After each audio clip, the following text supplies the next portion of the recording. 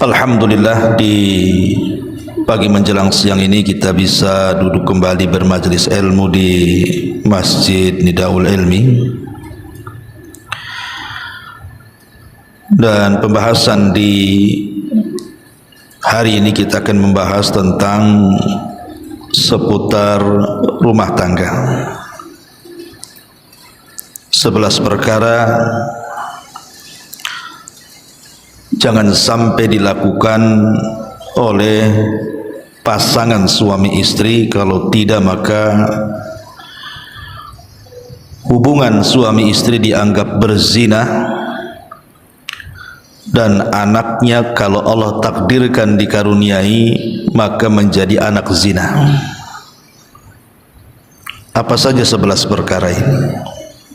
Ini perkara yang bahaya, harus diperhatikan oleh orang yang sudah berumah tangga. Karena di masyarakat awam khusus umumnya, bahkan di sebagian yang sudah mulai hijrah juga, terkadang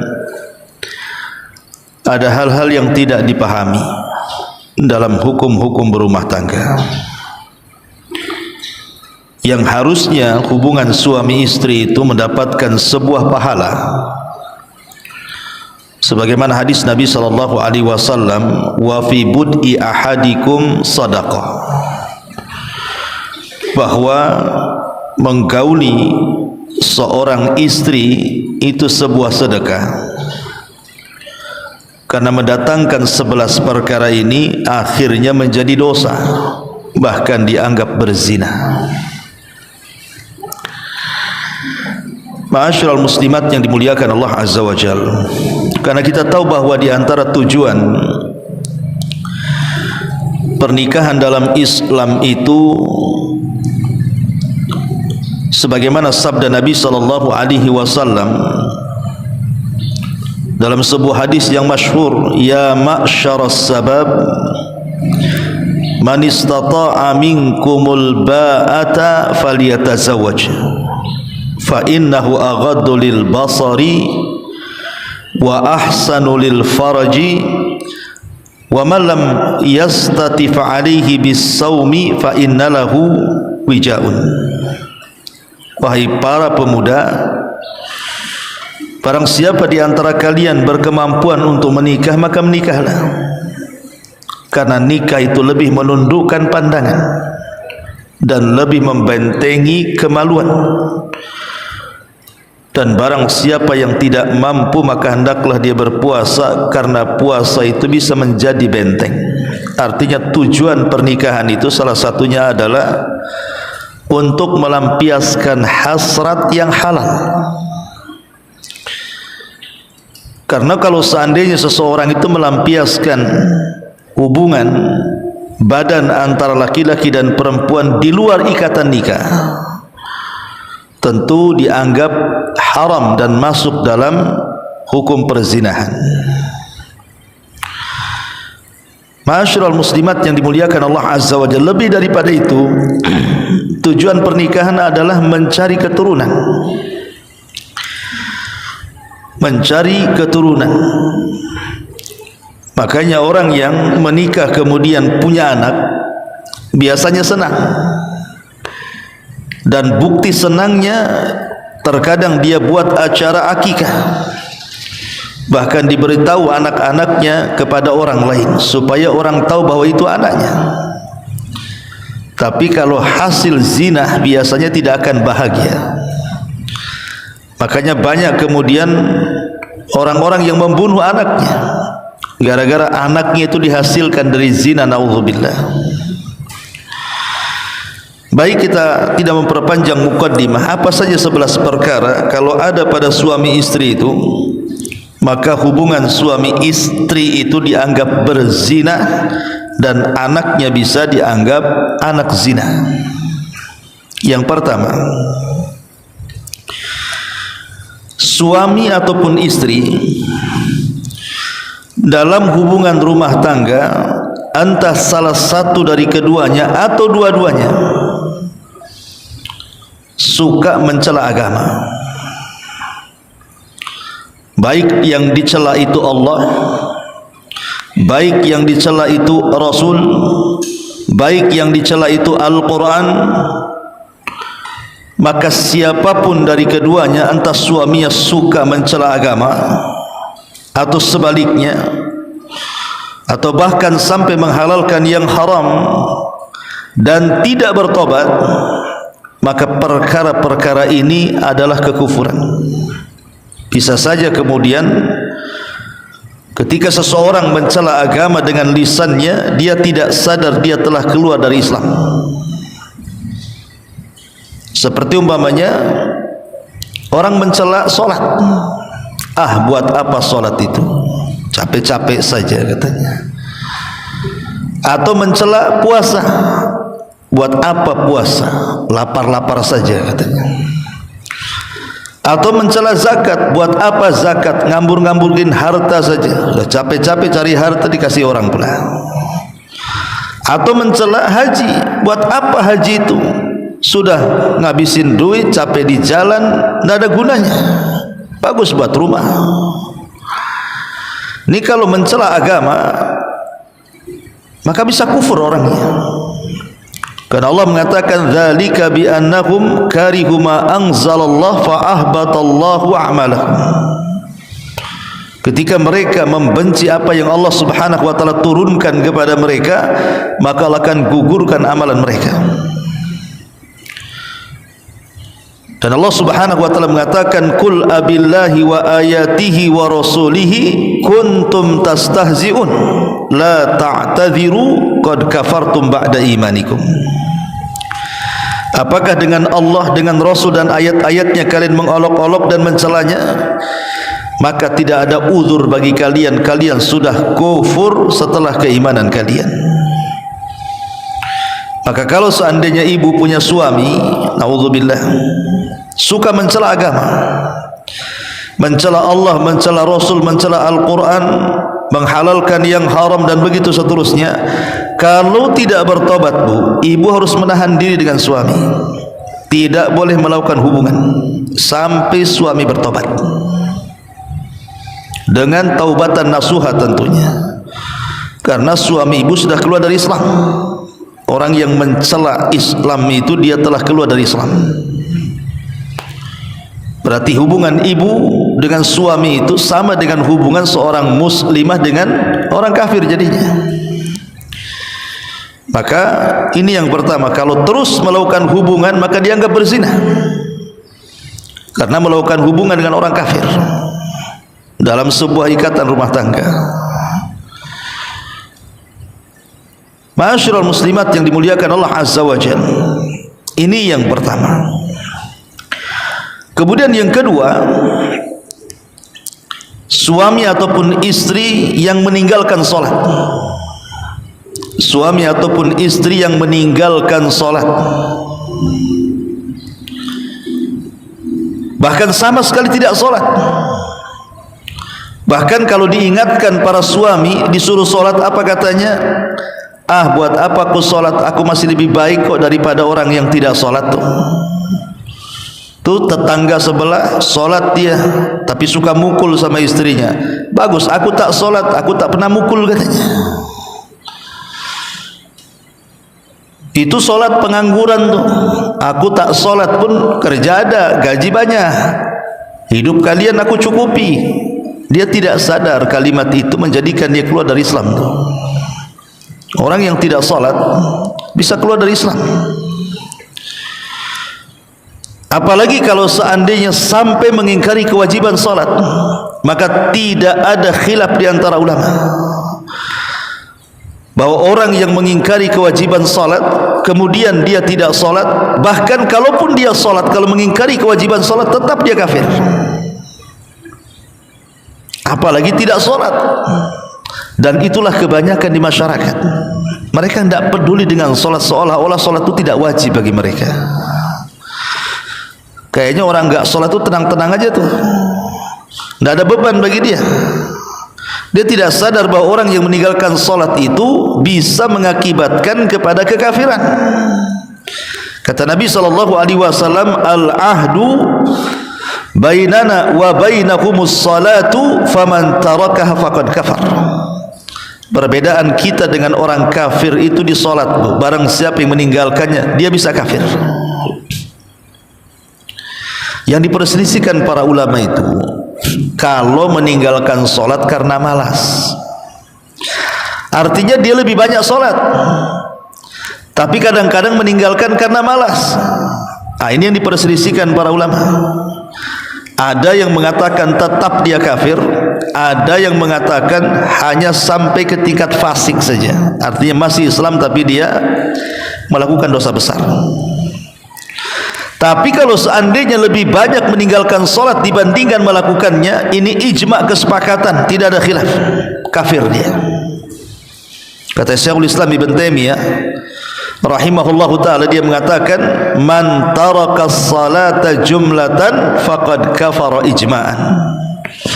Barang siapa yang meninggalkan solat secara jumlah, lebih banyak meninggalkan dibandingkan melakukannya, maka kafir secara konsensus para ulama, sepakat ulama.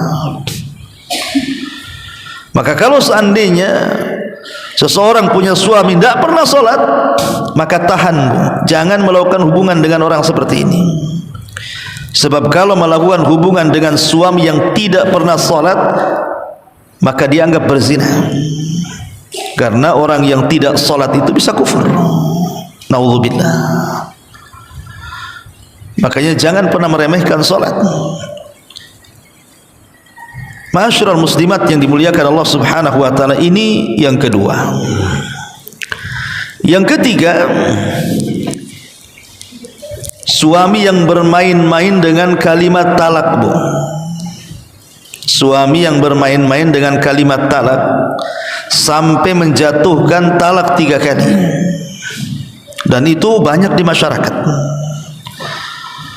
Kadang-kadang seorang suami mentalak istrinya, "Ku ceraikan kamu." Akhirnya berhubungan lagi, maknanya rujuk lagi. Kemudian ada masalah lagi, diceraikan lagi, "Ku ceraikan kamu," katanya. Akhirnya hubungan badan lagi, rujuk lagi. Kemudian 3 kali dia ngomong, "Aku ceraikan lagi." Dia tidak paham bahwa talak itu hanya boleh dilakukan 2 kali. Kalau sudah ketiga kali, itu sudah tidak bisa lagi dilanjutkan hubungan rumah tangga. Dan itu berdasarkan nas Quran surah Al-Baqarah 229. Allah katakan, "At-talaqu marratani. Fa imsakum bima'rufin aw tasrihum bi ihsan. Wa la yahillu lakum an ta'khudhu mimma ataytumuhunna syai'an illa an yakhafa alla yuqima hududallah. Fa in khiftum alla yuqima hududallah fala junaha 'alaihima fi maftadat bih tilka hududullah fala ta'taduha wa man yata'adda hududallah fa ulaika humudz zalimun." Talak yang dapat rujuk itu cuma 2 kali, Bu, kata Allah. Setelah itu suami dapat menahan dengan baik atau melepaskan dengan baik, kata Allah. Dan tidak halal bagi kamu mengambil kembali sesuatu yang telah kamu berikan kepada mereka, kecuali keduanya, maksudnya suami istri, khawatir tidak mampu menjalankan hukum-hukum Allah. Jika kamu, maksudnya para wali, khawatir bahwa keduanya tidak mampu menjalankan hukum-hukum Allah, maka keduanya tidak berdosa atas bayaran yang harus diberikan oleh istri untuk menebus dirinya.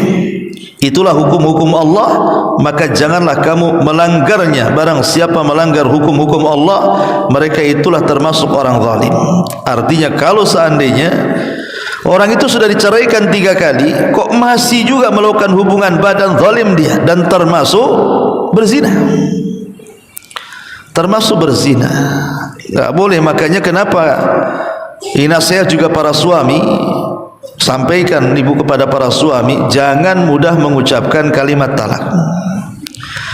Karena kalimat talak ini sungguh-sungguhnya memang dianggap sungguh-sungguh, main-mainnya pun dianggap sungguh-sungguh.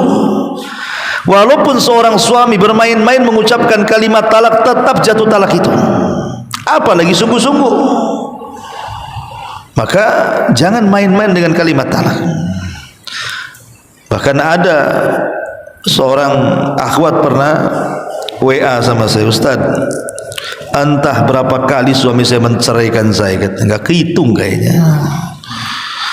Jadi saya bilang, berapa kali tah makanya nanti dikit-dikit marah ada masalah, aku pula diceraikan. Jadi saya tanya, terus bagaimana hubungan suami istrinya? Ya tetap dia minta jatah juga lah Ustaz. Lah ini kan masalah, Bu. Suami kalau sudah menceraikan 3 kali, maka tidak halal bagi ibu untuk melakukan hubungan badan dengan suami. Karena talak yang boleh rujuk itu cuma 2 kali. Talak, rujuk, talak, rujuk, talak, tak boleh rujuk. Begitu aturan agama. Ya. Ma'asyiral muslimat yang dimuliakan Allah Subhanahu wa taala. Ini yang ketiga. Jangan sampai melakukan hubungan dengan seorang suami yang sudah menceraikan istrinya 3 kali talak. Kalau masih melakukan hubungan, maka dianggap berzina. Tapi dengan catatan talak, rujuk, talak, rujuk, talak, rujuk. Enggak bisa yang ketiga, tidak boleh rujuk. Tapi kalau sekali kalimat saya talak kau 3 kali, itu cuma dihukum 1 kali. Ya, enggak bisa talak main borong itu. Talak itu cuma 1 kali talak, walaupun dia mengatakan saya talak kau 100 kali, tetap dihukumi 1. Karena syarat talak dianggap 1 itu dengan rujuk. Ini yang ketiga. Yang keempat, Ma'asyiral muslimat yang dimuliakan Allah Subhanahu wa taala, menikahi wanita yang dizinahi kemudian dia hamil. Banyak di masyarakat, bu, kadang-kadang ada tradisi itu yang buruk. Ada anak muda pacaran dengan seorang wanita, kemudian tidak direstui orang tuanya, akhirnya dizinahi sampai hamil biar direstui. Itu ada tuh kebiasaan kayak gitu tuh. Jadi menikahi orang yang sudah dizinahi kemudian dia hamil, setelah hamil baru dinikahi itu. Masyarul muslimat yang dimuliakan Allah Azza wa Jalla, memang kita katakan terjadi perselisihan ulama. Apakah boleh seseorang itu menikahi wanita yang sudah hamil karena dizinahi? Dalam mazhab Hanafiyah dan juga Syafi'iyah, boleh menikahi wanita hamil dari zina, tetapi dia mengatakan fala yahillu lahu wat'uha hatta tadha, tapi hanya boleh dilakukan akad saja. Selepas akad pernikahan tidak boleh digauli sampai melahirkan, supaya tidak tercampur antara sperma haram dengan sperma suci. Kenapa demikian? Karena Rasul yang mengatakan, man kana yu'minu billahi wal yaumil akhir fala yasqi ma'uhu zar'a ghairihi. Barang siapa yang beriman kepada Allah dan hari akhir, maka tidak boleh mengairi airnya kebun yang diairi orang lain. Hadis ini seolah-olah umum. Apakah yang menikahinya orang yang menzinahinya, ataukah yang menikahinya bukan orang yang menzinahinya? Tetapi para ulama ada juga mengatakan bolehnya menikahi wanita hamil itu khusus bagi yang menzinahinya saja. Tapi yang tidak menzinahinya hanya untuk menyelamatkan rasa malunya saja, maka tetap dalam agama tidak boleh. Karena tidak boleh mengairi air kebun yang sudah diairi orang. Ini kinayah dari Nabi. Tapi dalam mazhab yang lain, mazhab Maliki dan Hambali mengatakan tidak boleh menikahi wanita hamil. Apakah hamilnya atau apakah dinikahi orang yang menghamilinya atau dinikahi bukan orang yang menghamilinya, tetap tidak boleh secara mutlak sampai melahirkan. Jadi sini ada 2 pendapat. Ada yang membolehkan tapi dengan catatan bagi yang menzinahinya saja.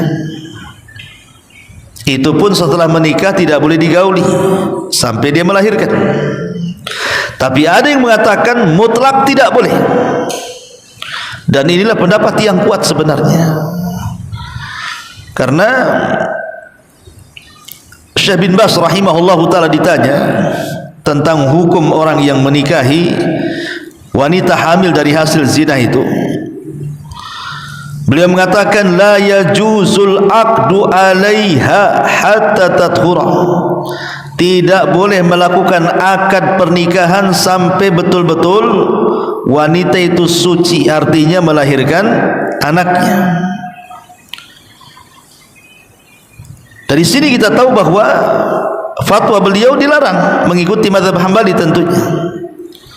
Tetapi kalau seandainya wanita hamil kemudian dicerai, kemudian dia hendak menikah lagi, maka ini sepakat ulama, tidak ada khilaf, tidak boleh menikahi wanita yang sudah hamil karena sebuah perceraian. Ini kan bukan zina, dia menikah tapi hamil oleh suami pertamanya, kemudian diceraikan, kemudian hendak menikah lagi, maka tidak boleh dinikahi wanita ini. Sepakat tidak ada khilaf sampai bayinya melahirkan. Jadi yang jadi khilaf adalah wanita yang hamil karena zina. Itu yang dikhilafkan para ulama. Tetapi kalau itu sudah terjadi, al-akhwat kata para ulama, an yu'adal aqdul an. Sebaiknya kalau dulu pernah menikah dan istrinya sebelum dinikahi sudah hamil karena dia, maka sebaiknya pernikahannya diulang. Sebaiknya pernikahannya diulang. Ini perkara yang keempat. Perkara yang kelima, menikahi wanita yang bukan ahli kitab. Umpamanya ada seseorang menikahi wanita dan agamanya Hindu atau Buddha atau Konghucu atau Tepekong atau apa itu agama-agama di luar daripada ahli kitab, ya. Maka wanita-wanita di luar ahli kitab, maksudnya Yahudi dan Nasrani. Kalau Yahudi Nasrani boleh, laki-lakinya Muslim, wanitanya Yahudi atau wanitanya Nasrani, dalam Islam masih dibolehkan, tapi dengan tata cara Islam pernikahannya. Tapi kalau wanitanya dia bukan Yahudi, dia bukan Islam, tapi Hindu, Buddha, Konghucu atau apa namanya, maka dilarang, tidak boleh. Karena Allah Subhanahu wa taala berfirman, wala tankihul musyrikati hatta yu'min wala amatun mu'minatun khairun min musyrikatin walau a'jabatkum. Janganlah kalian menikahi wanita-wanita musyrik sehingga mereka beriman. Sungguh budak perempuan yang beriman lebih baik daripada perempuan musyrik, walaupun perempuan musyrik itu sangat menggodamu. Jadi kalau seandainya ada seorang muslim menikah dengan wanita selain daripada ahli kitab, maka hubungan suami istrinya dianggap berzina. Dan kalau punya anak, anaknya dianggap anak zina. Tidak boleh. Maka hati-hati bu. Ya, kalau ibu punya anak perempuan atau anak laki-laki, perhatikan jodoh mereka. Jangan nyasar pula ke orang-orang kafir, karena bahaya. Ataupun sebaliknya, ahli kitab tapi masalahnya perempuannya dari kita, wanitanya seorang muslimah, laki-lakinya Yahudi ataupun Nasrani, tetap tidak boleh. Jadi kalau wanita muslimah menikah dengan laki-laki Nasrani atau laki-laki Yahudi, tetap tidak boleh. Pernikahannya kalau dilanjutkan dianggap berzina. Jadi yang dibolehkan itu cuma satu perkara saja, laki-lakinya dari kita, perempuannya Nasrani atau Yahudi. Tapi sebaiknya janganlah cari Yahudi ataupun Nasrani, Wanita muslimah lo berserak di mana-mana. Ngapain pula cari wanita-wanita di luar daripada Islam? Karena sudah banyak membuktikan survei itu, ketika laki-lakinya muslim, perempuannya ahli kitab, kemudian punya anak, anaknya jadi gado-gado, Bu. Ada yang ikut agama bapaknya, ada yang ikut agama ibunya. Udah kayak rumah tangga rujak, Bu. Macam-macam di situ rasanya, ada yang kecut, ada yang manis, ada yang nggak jelas jadinya kan, Bu. Ya. Maka sebaiknya carilah yang seagama.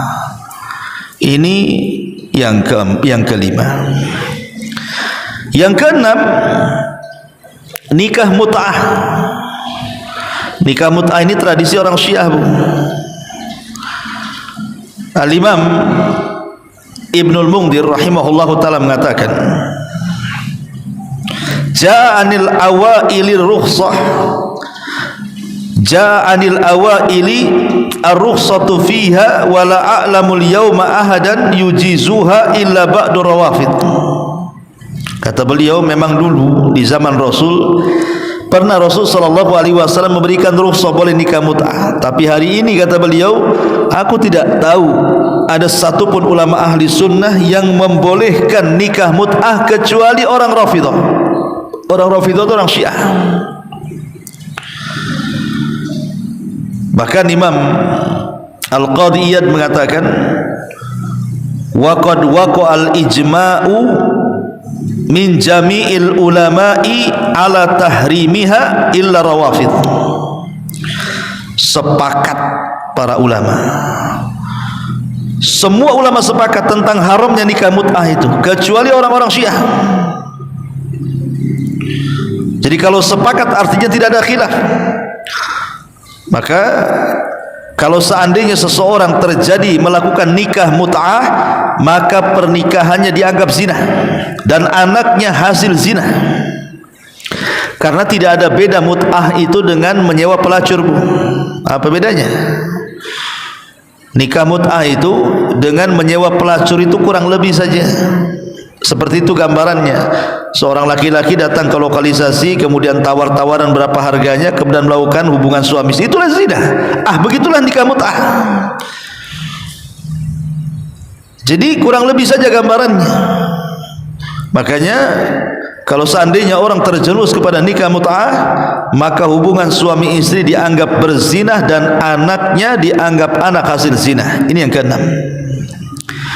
Kemudian yang ketujuh, menikah dengan wanita yang masih ada masa idahnya. Umpamanya ada seorang wanita dicerai oleh suaminya. Wanita yang dicerai suaminya itu kan kondisinya macam-macam, Bu. Satu, kadang-kadang dia dicerai dalam kondisi hamil, ataupun dia tidak hamil, dia wanita haid dan sudah digauli, ataupun diceraikan belum digauli, atau dia sudah menopause, sudah tidak keluar darah haid. Itu kan masa idahnya macam-macam, Bu. Kalau wanita hamil masa idahnya sampai melahirkan. Kalau wanita yang masih haid berarti sampai 3 kali haid atau 3 kali sucian haid. Kalau wanita yang sudah menopause 3 bulan dan itu. Jadi wanita-wanita itu ada masa idahnya setelah dicerai, talak pertama atau talak kedua.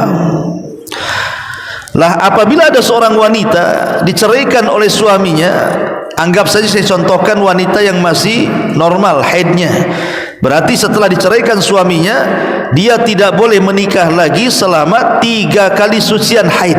Artinya ya kurang lebih 3 bulan.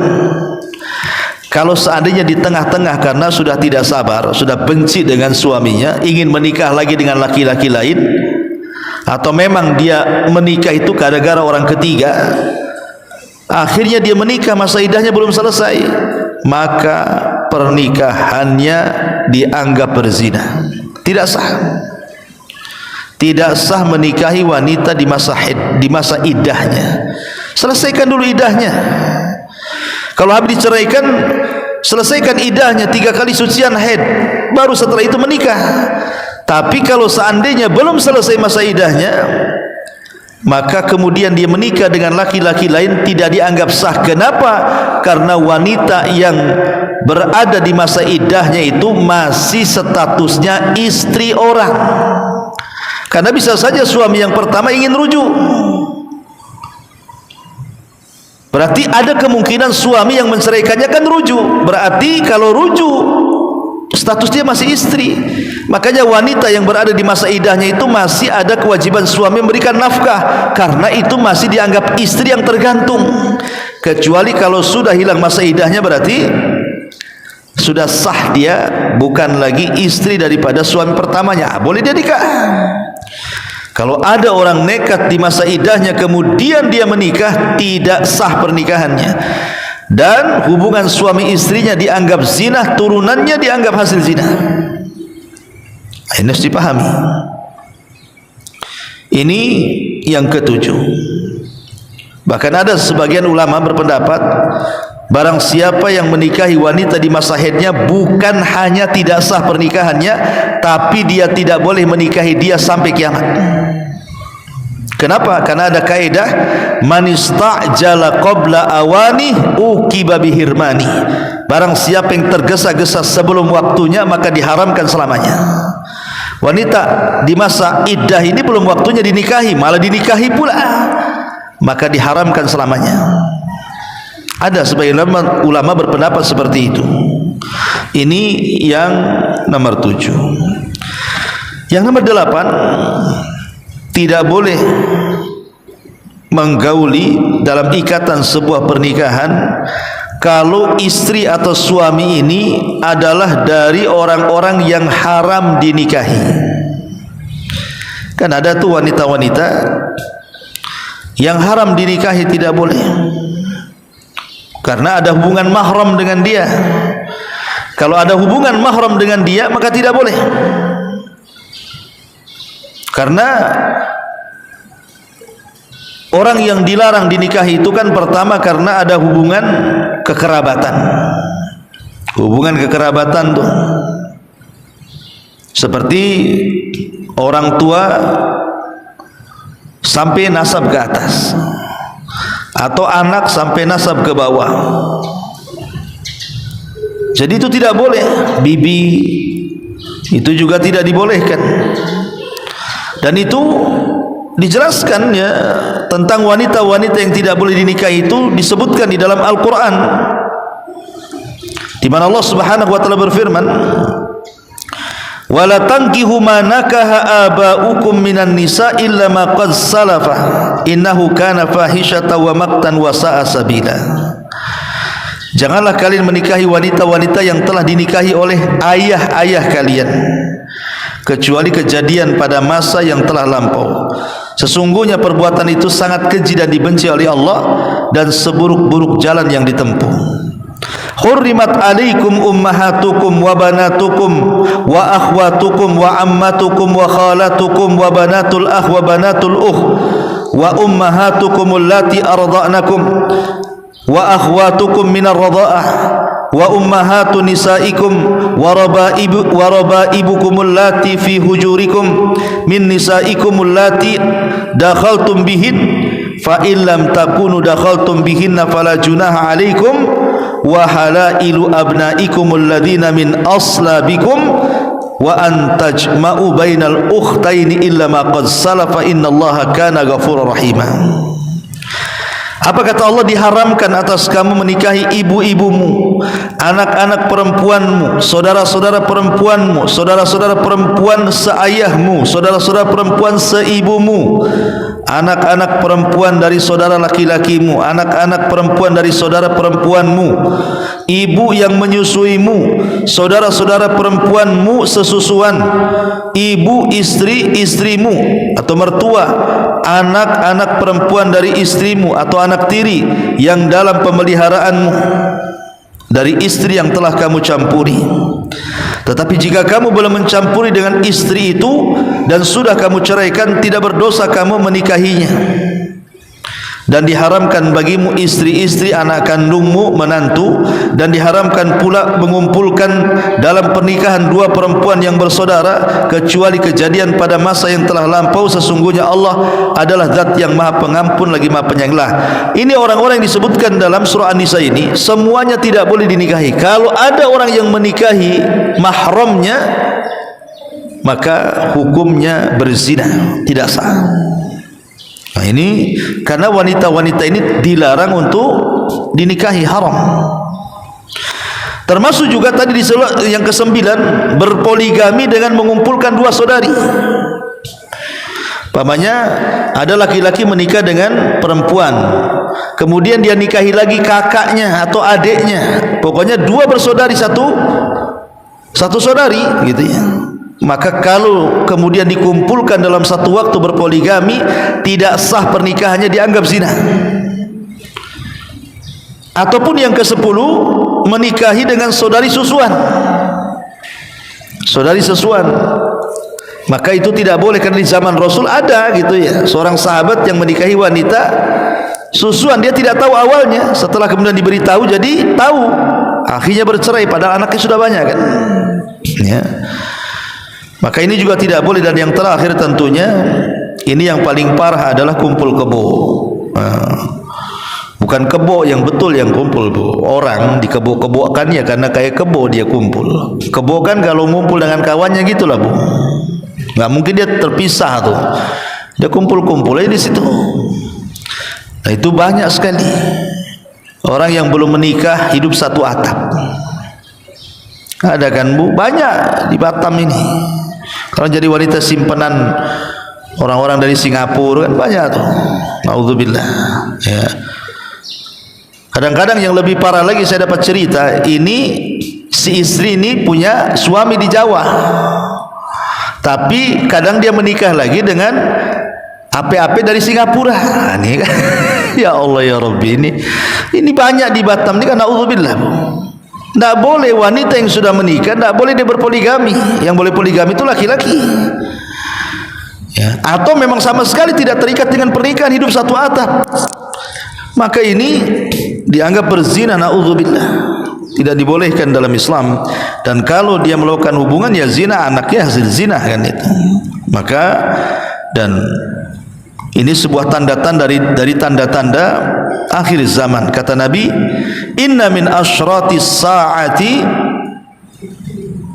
an yurfa al-ilmu wa yanshurul jahlu wa yabsu zina. Di antara tanda-tanda dekatnya kiamat adalah diangkatnya ilmu, tersebarnya kejahilan, dan tersebarnya perzinahan di mana-mana. Inilah 11 perkara jangan sampai ada pada suami istri. Kalau tidak maka dianggap berzina, dan anaknya anak hasil zina. Dan anak hasil zina itu, bu, kasihan hidupnya. Sebenarnya kalau orang tuanya paham kalau dia punya anak hasil zina itu, apa tidak kasihan dengan anaknya? Pertama, dia tidak boleh nasabkan kepada bapaknya. Anak hasil zina itu hanya boleh dinasabkan kepada ibunya. Yang kedua, dia tidak mendapatkan warisan dari bapaknya, dia hanya mendapatkan warisan dari ibunya. Jadi sekaya apapun bapaknya itu gak dapat warisan.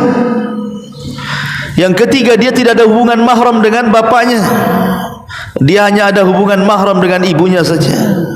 Coba terputus 3 perkara ini, terputus perwalian, terputus nasab, terputus mahram, dan terputus waris. 4 ya kan, 4 perkara terputus kepada orang yang atau anak hasil zina ini ya. Kalau dia hasil zina ini perempuan, maka bapaknya tidak bisa jadi wali, dianggap tidak punya wali.